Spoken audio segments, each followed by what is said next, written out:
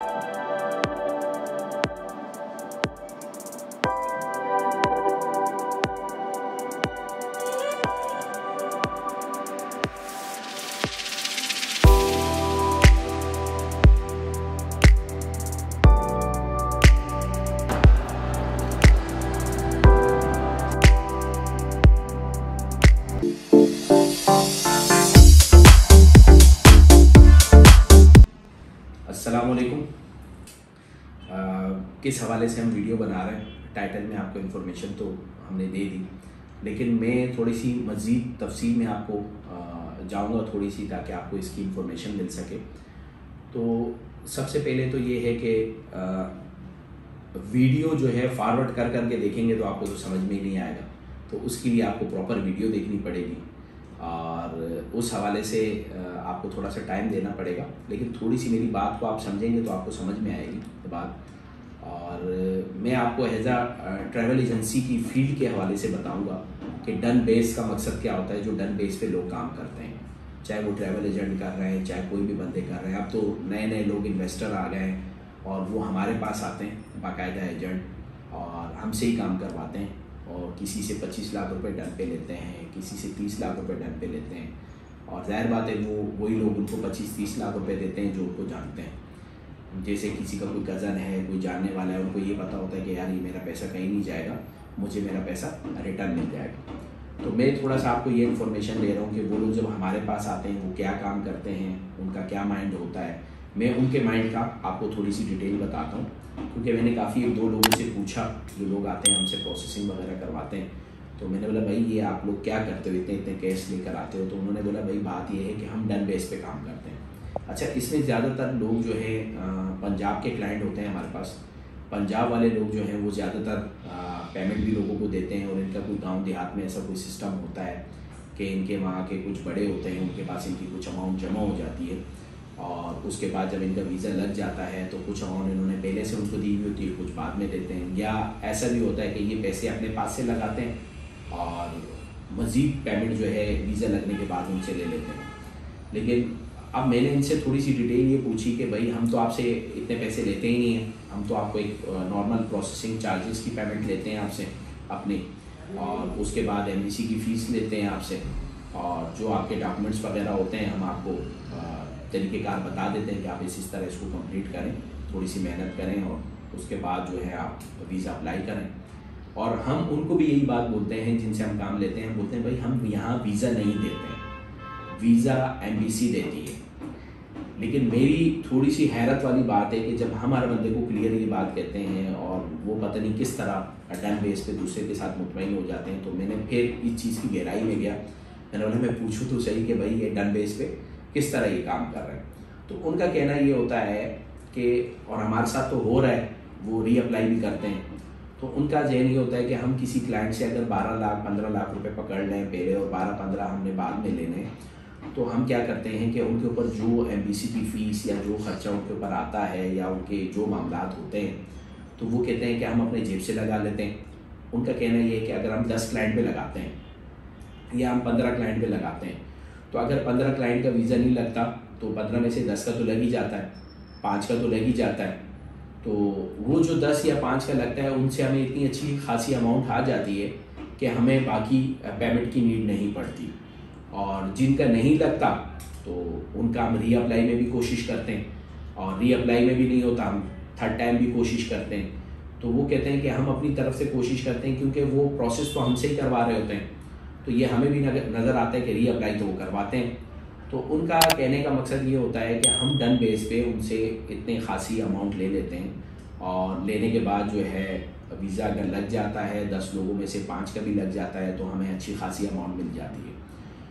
तो मेरा इस वीडियो की बनाने का सिर्फ जो मकसद है कि मैं ये जो वीडियो बना रहा हूँ, मेरा जो मकसद है वो ये है कि आप लोगों को ये इन्फॉर्मेशन मिले कि वो शख्स आपके ऊपर जो इन्वेस्टमेंट कर रहा है, वो इस चक्कर में इन्वेस्टमेंट कर रहा है कि आप ये अंदाज़ा लगाएं कि अगर वो आपके ऊपर लाख रुपए लगा रहा है या 2 लाख रुपए लगा रहा है, उस बिहाफ पे वो आपसे 25 लाख रुपए रिसीव कर रहा है, वो आपसे 30 लाख रुपए रिसीव कर रहा है। तो भाई आप क्यों अपने 25 लाख रुपए ज़ाया कर रहे हैं, 30 लाख रुपए ज़ाया कर रहे हैं? लाइफ में हर आदमी को अपने ऊपर रिस्क लेना चाहिए। मैं अक्सर लोगों को ये बात बोलता हूँ कि भाई ये थोड़े बहुत पैसों में अगर आप अपने ऊपर रिस्क ले लेते हो, कुछ प्रोसेसिंग चार्जेस और कुछ एमबीसी की फ़ीस अगर आप खुद दे देते हो, तो ज़ाहिर बात है ये रिस्क आप अपने ऊपर खुद ले सकते हो। अगर आपके नसीब में वीज़ा होगा और उस कंट्री में आपका जाना लिखा हुआ होगा तो उसको कोई रोक नहीं सकता। हाँ, बाकी जिस बंदे से आप प्रोसेस करवा रहे हो, आपको ये इन्फॉर्मेशन होनी चाहिए कि उनको काम भी आता है या नहीं आता है, वो आपका काम किस तरह करते हैं।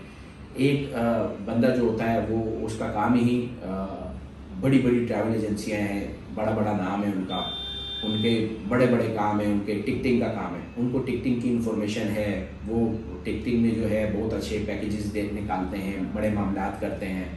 इसी तरीके से कुछ लोगों का उम्रे का काम है, वो उम्रे में जो है बड़े बड़े पैकेजेस निकालते हैं, बड़े बड़े मामलात करते हैं। तो अगर उनके पास आप वीज़े के लिए जाएंगे कि मुझे यूएसए का वीज़ा अप्लाई करना है, तो वो कभी आपको मना नहीं करेंगे कि नहीं हमने नहीं करना है। वो या तो किसी ट्रैवल एजेंट से करवाएंगे, ठीक है, या उन्होंने कोई लड़का जो बिठाया होगा वो सब कंट्रीज़ पे कुछ ना कुछ कर रहा होगा, नॉर्मल वो जो है वो अपने तरीके से उसको अप्लाई करेगा, लग गया तो ठीक है, नहीं लगा तो नहीं लगा।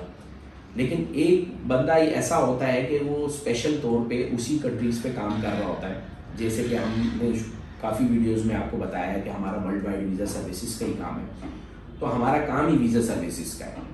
तो इस तरह खाली हम तो नहीं है, काफ़ी लोग सिर्फ वीज़ा सर्विसेज पे ही काम कर रहे हैं। तो जब आप उनके पास जाते हैं तो वहाँ से थोड़ा सा आपका चांस इसलिए बढ़ता है कि उनको प्रॉपर पता होता है कि आपका वीज़ा किस तरह अप्लाई होगा, क्योंकि हमने ये पूरी टीम रखी इसीलिए और हम इस टीम से काम करवाते इसीलिए कि इनका काम ही वर्ल्ड वाइड वीज़ा सर्विसेज का है और इनका काम उम्रे का, हज का, टिकटिंग का या किसी और हवाले से नहीं है।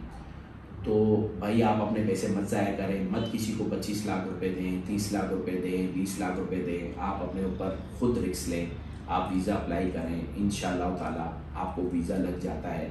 और 25 लाख रुपए किसी को देने से बेहतर है कि अगर आप 2-3 कंट्रीज़ में डालते हैं जो अच्छी कंट्रीज़ हैं, जिसमें लोगों के पास अक्सर ऑप्शन भी होता है कि मुझे यहाँ भेज दो, मुझे यहाँ भेज दो, या मैं यहाँ चला जाऊँ घूमने के लिए। तो अगर आप 2-3 कंट्रीज़ में डालते हैं तो कहीं ना कहीं का वीज़ा तो लग ही जाता है आपका। तो वो 3 कंट्रीज़ में भी डालने के बाद आपका इतना खर्चा नहीं आता जो कि आप किसी ब्रोकर को या किसी एजेंट को आप 25-25 लाख रुपए दे के अपनी अमाउंट ज़ाया करते हैं। तो आप इसको अपनी पेमेंट को इस तरह ज़ाया ना करें। आप ये मैं आपको एडवाइस इसलिए दे रहा हूँ और ये वीडियो इसलिए बना रहा हूँ कि अभी काफ़ी केस ऐसे मेरे सामने आ गए जिन लोगों की कॉल्स भी आती हैं, काफ़ी लोग कॉल भी करते हैं और काफ़ी लोग बताते भी हैं कि वो जो है हमारा डन बेस पे काम कर रहे हैं, वो डन बेस पे। भाई कोई डन बेस पे काम नहीं होता, कोई ट्रैवल एजेंट आपको वीज़ा नहीं दे सकता। ट्रैवल एजेंट का काम ही नहीं है वीज़ा देना। वीज़ा देना एम्बेसी का, कॉन्सुलेट का काम है, वो आपको वीज़ा देंगे। तो आप उनसे सिर्फ और सिर्फ अपने डॉक्यूमेंट्स रेडी करवा सकते हैं, ठीक है, अपना केस रेडी करवा सकते हैं, फॉर्म फिलअप करवा सकते हैं और उसके साथ जो जो चीज़ें नॉर्मली नीड होती हैं वो रेडी करके आप खुद जाके उसको सबमिट करते हैं। और कुछ कंट्रीज़ का इंटरव्यू नहीं होता है, कुछ का इंटरव्यू होता है। तो इंटरव्यू वाली कंट्रीज़ भी सबसे बेस्ट होती हैं क्योंकि वो आप उनको जाके मुतमईन करने का आपको मौका मिलता है। जैसे कि मैं अक्सर लोगों को बोलता हूँ भाई यूएसए अप्लाई करें, यूएसए बहुत ज़्यादा वीज़ा दे रहा है। तो ये वीडियो बनाने का मकसद भी मेरे यूएसए के हवाले से है कि आप यूएसए अप्लाई करें। यूएसए इस वक्त बहुत वीज़ा दे रहा है, ना वो ट्रैवल हिस्ट्री देख रहा है, ना वो कोई और चीज़, वो सिर्फ आपका पर्पस देख रहा है कि आप जिस पर्पस के लिए जा रहे हैं वो राइट है, वो सच है, तो वो आपको वीज़ा दे रहा है। तो मत अपने 25 लाख 30 लाख रुपए ज़ाया करें, नॉर्मल तरीके से अपना वीज़ा अप्लाई करें, चाहे हमसे करवाएं चाहे किसी से भी करवाएं। उसके बारे में थोड़ी सी इन्फॉर्मेशन लें, आजकल गूगल का दौर है, गूगल पे थोड़ी सी इन्फॉर्मेशन ले लें। तो उसके बाद जो है आप जब आपके पास सारी डिटेल आ जाए, जहां आपका दिल मुतमईन हो और नॉर्मल चार्जेस में कोशिश करें कि कम से कम चार्जेस में आप अपना वीज़ा अप्लाई करें। और हम अगर हमसे करवाना हो तो वैसे तो हमारी तकरीबन हर वीडियो में इन्फॉर्मेशन होती है। हमारा कराची तारिक रोड पे ऑफिस है, आप हमसे भी अप्लाई करवा सकते हैं, वरना कहीं से भी अप्लाई करवाना हो, कराची में अच्छे अच्छे ट्रैवल एजेंट बैठे हैं और पंजाब से लोग आते हैं कराची में लोगों से अप्लाई करवाने के लिए, प्रोसेस करवाने के लिए। तो आप बिल्कुल प्रोसेस करवा सकते हैं हमसे। स्क्रीन पे हमारा नंबर भी है। और इंशाल्लाह इस वीडियो का एंड करते हैं, बहुत ज़्यादा लंबी हो गई। और अगर आपको ये इन्फॉर्मेशन आपके किसी काम की हो तो आप बिल्कुल इस वीडियो को शेयर भी करें और हमारे पेज को, हमारे यूट्यूब चैनल को सब्सक्राइब भी कर लें। इसी के साथ इजाज़त चाहते हैं। अल्लाह हाफ़िज़।